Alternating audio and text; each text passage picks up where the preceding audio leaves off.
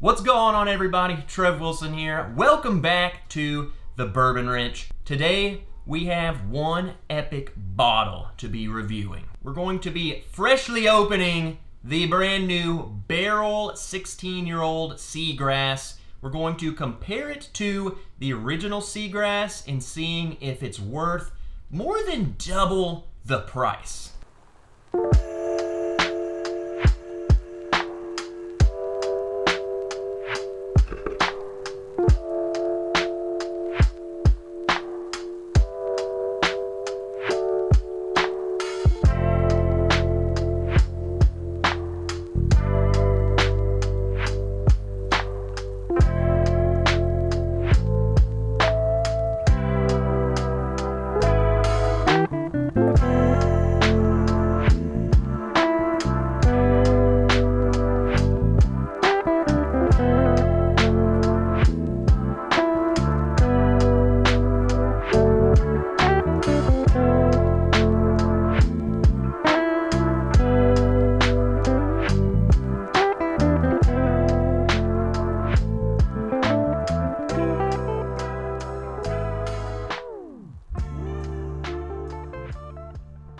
So, just a refresher, the original barrel Seagrass released last year took the world by storm. The flavors that this thing produced were just crazy. And I'm sure this bottle is no stranger to a lot of you. If you've watched any video, favorite rye whiskey video or just favorite whiskey of 2021, a lot of people had this bottle on their list. If I would have owned the bottle at the time, I probably would have put it on my list too. Just a refresher, it was finished in Martinique rum. Had to look what the heck that was. It's a Caribbean island. Madeira and apricot brandy barrels. So the flavoring on this was an absolute roller coaster. It truly did take you through all of those finishings. And this is a rye whiskey that is sourced from several different locations, Kentucky, Indiana, Tennessee, and Canada. Bottled 119.84 proof. And then along comes this brand new release this year, the Barrel Seagrass 16-year. Now, there is a catch to this. This isn't simply Barrel Seagrass that is now 16 years old. This is 100% Canadian whiskey. Now, all of the finishing on this is the same, so it's still in the Martinique rum, the Madeira and apricot brandy, but it is 16-year-old Canadian whiskey. So we have to realize this going into it. It's not going to be simply Seagrass that we knew from last year at 16. It's going to be a totally different beast. Also, this comes in at a whopping 130.82 proof. Also, and probably the most important distinction between these two releases is that the 16-year-old comes in a box. Friggin' fancy. Now, I do have an issue with this box. Typically, I don't have problems with boxes, but I had a scare already with this box. So the problem is that it opens the top like this. It just pulls straight up, which is fine. If you hold it, it's fine. When you put something in it, the bottom just falls out. It doesn't hold it. So if you have forgotten, or you simply don't know, or you've had one too many, you go to pick it up and the lid comes up and the bottle goes down. This bottle's way too expensive to be having close calls. But that brings up the actual main difference. The 16-year-old comes in at $250 retail, whereas the Seagrass, I got this for $100. So quite the stark difference. We're gonna fresh crack both of these and see what I think of them. Also, am I the only one who has to perfectly cut these little seals? There is no ripping or tearing. It's gotta look as if it's still sealed after I open it. Also, nice cork. Not that it really matters, but it's got some heft to it. You know, in a dire situation, protection. Get a nice hefty pour. All right, let's get right into it. The Barrel Seagrass 16-year-old gray label bottle that comes in a box. Whoa, okay. That is so fresh. It's like a green apple, nice and caramely. So I'm thinking of a fresh, very fresh, picked from the tree, green apple, and you drizzle caramel all over it. Incredibly soft. And what I mean by that is that I know that this is 130 proof. This is not smelling like that at all. It's just pure flavor. I'm getting 0 ethanol burn on it. I'm just super excited to see what it tastes like, so let's get right into it.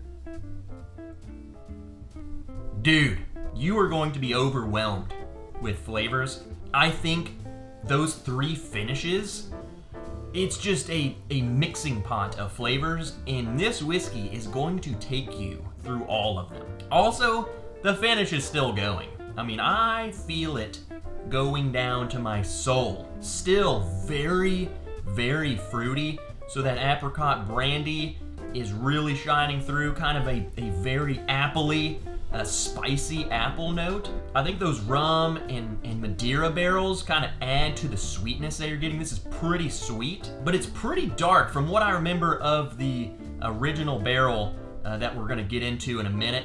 Much darker. I think that 16-year-old age is really adding some complexity, adding some depth to this that the original didn't really have. My favorite thing about it is that it truly does bring you on this journey across your whole palate. So from the tip of your tongue down to the bottom of your stomach. I think each of those finishings activate different parts of the tongue, and it's crazy. There's this nice peppery explosion on the tip of your tongue. Sweetness starts flooding back. You're getting this fresh apple, fresh pear, some sort of green fruit. I will say it doesn't really drink 130 proof in terms of just burning your soul. It's so approachable. Very warming. I mean, it's gonna let you know it's 130 proof, but it's so drinkable. Nothing's aggressive about it.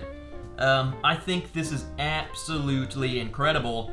And you know, I don't know if there's some sort of stigma with them going to 100% Canadian whiskey. I don't know if some people might look at that as being negative. All I care about is how good it tastes, and this tastes incredible. It's important though to directly side by side it with the original and just see if that price difference is worth it to me. And I know all of us are gonna be different, but I'm gonna give you my insight and help you hopefully make an informed decision about it. Right off the bat, the color definitely different. The original Seagrass here, much lighter in color. Obviously, the 16-year-old age is going to add a little bit of that to it. So let's get right into this one, see how it compares to it, and then we'll get into my final thoughts about the price, because that's what we're all here for. Wow, it's incredibly good, like really freaking good, but way, way lighter. There is a depth that is kind of lacking in terms of those dark caramely notes. You know, a lot of the barrel is kind of lacking from this. I mean, even going back to the 16-year-old, there's like this almost butterscotch-like note, just this intense, thick, almost syrup, like a maple syrup note on that. There's just a thickness that you're getting from that one, whereas this is just so light and pretty. That being said, there is kind of an earthy type grassy note on this one, which is the rye, but it's subtle, it's there. I really pick out what I'm imagining is like the apricot brandy finishing. I'm getting a lot of fruitiness. And on the palate, I forgot how good this bottle was. I haven't had it in quite some time. Whoa. Honestly, how light this one actually is kind of a benefit to me. I think it lets you experience, kind of like I said on the first one, this roller coaster of flavors, of it going, like it hits your tongue and it's like that's one of the finishings, and as it moves on, it starts turning into maybe some of that rum cask finish. It's crazy. I mean, the flavors literally change as it's going back. I will say the finish, it's nowhere near as long, and if it is, it's just totally overshadowed by the 16. It's as if I almost didn't even drink anything at this point. It's kind of already gone, but the flavor is what's there. That's something I didn't mention too, now that I'm thinking about it. The 16 is just so much more viscous and mouth coating. Again, being older, a little higher proof. I would hope that it was that way, but it is. Crossroads that I'm at right now, between these two, is the crossroads a lot of people are getting to mentally about the 16-year-old barrel. And that's kind of what we're gonna get into right now, is the original barrel, $100, the 16-year, $250. Now, I think a lot of people are saying, you know, I got the barrel for $100. Why now do I need to go spend an extra $150 on something that's, you know, not even the same stuff? Now it's all Canadian, but it's 16 years old. This is what I'm gonna do, okay? I'm gonna play devil's advocate for both sides because I can make an argument for both. First and foremost, these aren't the same, okay? There are a lot of similar notes. They're both very fruity. Those finishes really play a part in both of them. I think that really is tripping people up, is that they threw Seagrass 16-year on here and they're just, you know, kind of throwing it in the boat as that's just 16-year-old version of this. It's so much more different than this. I think that if they didn't call this Seagrass and they called it something else and put it for $250, maybe people would be a little more receptive to going and buying it. That's just speculation, who knows? Playing devil's advocate for the other side, I get it.